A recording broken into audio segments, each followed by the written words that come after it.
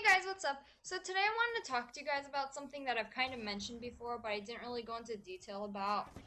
It's kind of personal, and I didn't want to give out too much information about it. But a while ago, I tweeted that I was going to jail, and well, I did go to jail, in fact. And now people are finding out. I'm finding out why I went to jail, and I wanted to make a video explaining it to everybody since people don't know what really happened, and I don't want fake stories or rumors being spread like, oh, she robbed a bank, or oh, she robbed someone with a gun.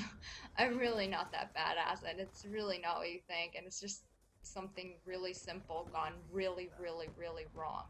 I want you guys to all hear the truth from me, and I didn't want to bring it up or talk about it at first because it's invading my privacy, and I'm going to explain some of it since the case is finally over and I can kind of talk about it. So basically what happened, I was out shopping and apparently loss prevention thought I was stealing stuff because I was carrying a Louis Vuitton, which is kind of a big bag and it's a nice bag. So he thought I was stealing something for some reason, and so when I walked out of the store, he grabbed me and he was apparently security, but I didn't know he was security because he was just like a normal person, and that's what loss prevention do. They dress like normal people and they walk around the store watching people.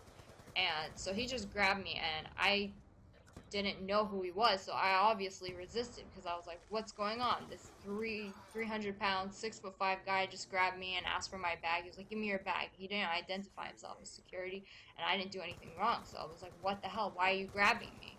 So, they ended up charging me with armed robbery because I thought I was shoplifting, and I assaulted security, apparently. You guys know me, I'm freaking tiny. I'm gonna resist this guy, and they're gonna charge me for assault. So apparently if you resist security, it's considered assault. Since they thought I was shoplifting, plus the assault charge, they put my charge as armed robbery, sorry, and which didn't make any sense to me at all. So when they told me this, I was panicking. I didn't know what to do, and after they detained me, they asked to search my car because I was in the cop car, and then they were like, "Do you have a car here?"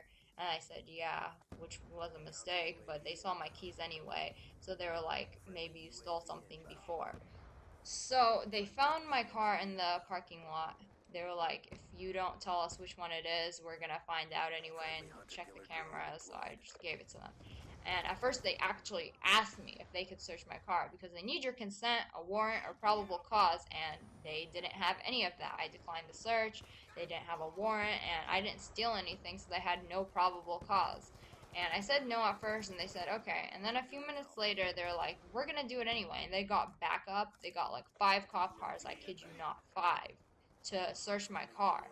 And they took my keys away from me. My keys were in my shirt. A freaking lady cop had to come and take it out of my shirt and opened my car. They took my bags because I had other bags in there, like my personal purses and stuff, and other stuff that was in my car. And they thought it was stolen when it's stuff you can't even get from that mall. And they ended up arresting me and taking me to a police station, and the police took me to county jail. Jail is terrible, guys. I know most of you probably haven't been there, but you guys do not want to go there. And they make it like that on purpose, especially in Arizona. Like, I've heard Arizona has the worst jail, so you don't commit a crime again. So first, let's start off. It is freezing in jail.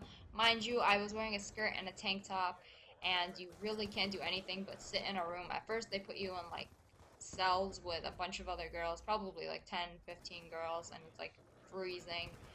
And you can't do anything but sit or sleep on these like really hard concrete things by the wall, and it was really dirty, and there was a bunch of girls just laying down on the ground and by the toilet. The toilet is like in the same thing, and there's like a camera watching like on top of the toilet, which is disgusting. So I'm kind of a germaphobe, so I just sat there the whole time. I kind of talked to people.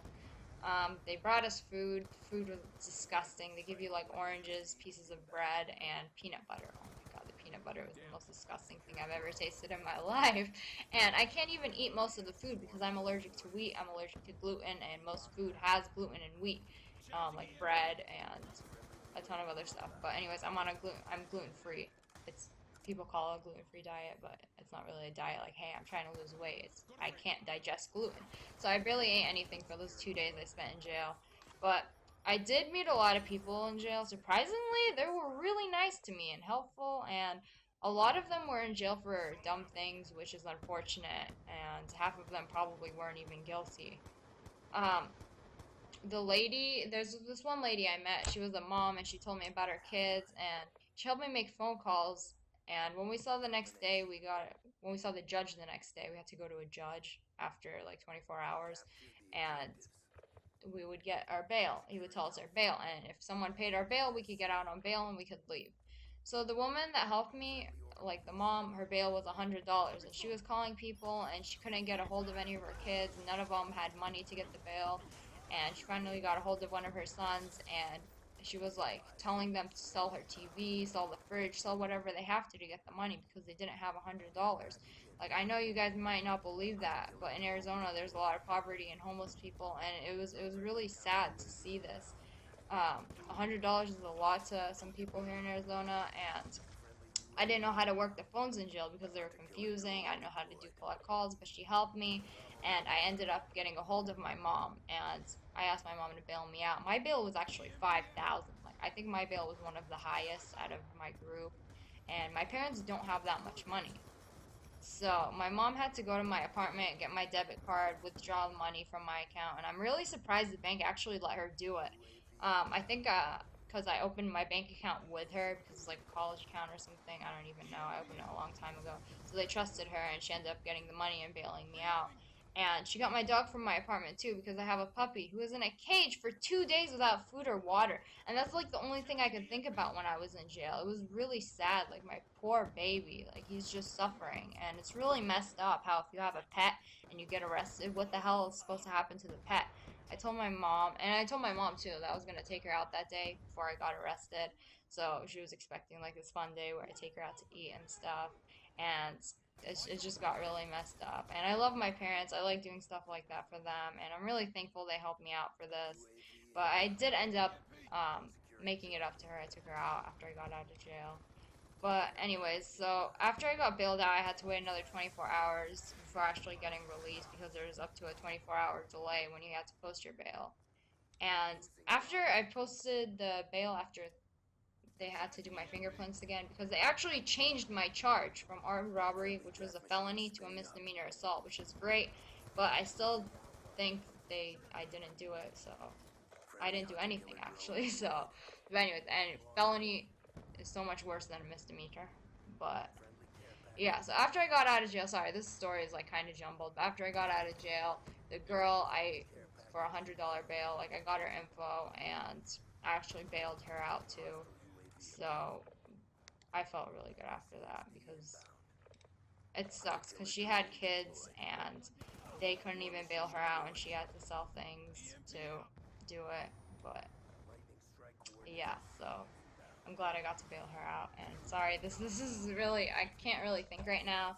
And a lot more stuff happened, but I don't really feel comfortable talking about it. And no, I didn't get raped or anything. But the girls told me not to shower or anything because she said 80% of the girls in this room were checking you out.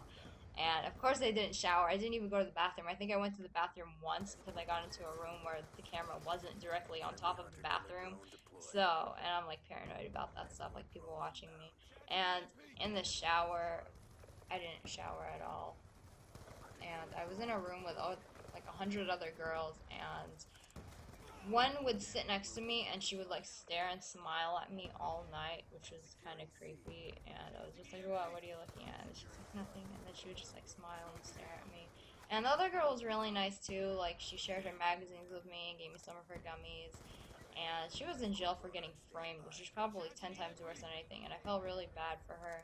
And a lot of girls came up to me and asked me, like, you look so cute and innocent. What are you in here for? And I was like, armed robbery. And they're like, whoa, what the hell did you do? And I thought it was kind of cool that they felt like I was a badass. Like, I thought they wouldn't, like, do anything or try to take advantage of me. But anyways, I hope this cleared some things up. I still kind of don't feel comfortable talking about this. But I think you guys should know from me instead of hearing a ton of other bullshit rumors and stuff from other people who don't know me and don't even know anything or whatever happened. So yeah, I hope you enjoyed this video. Leave a like if you enjoyed and subscribe if you're new to my channel. Thanks for watching. Bye guys.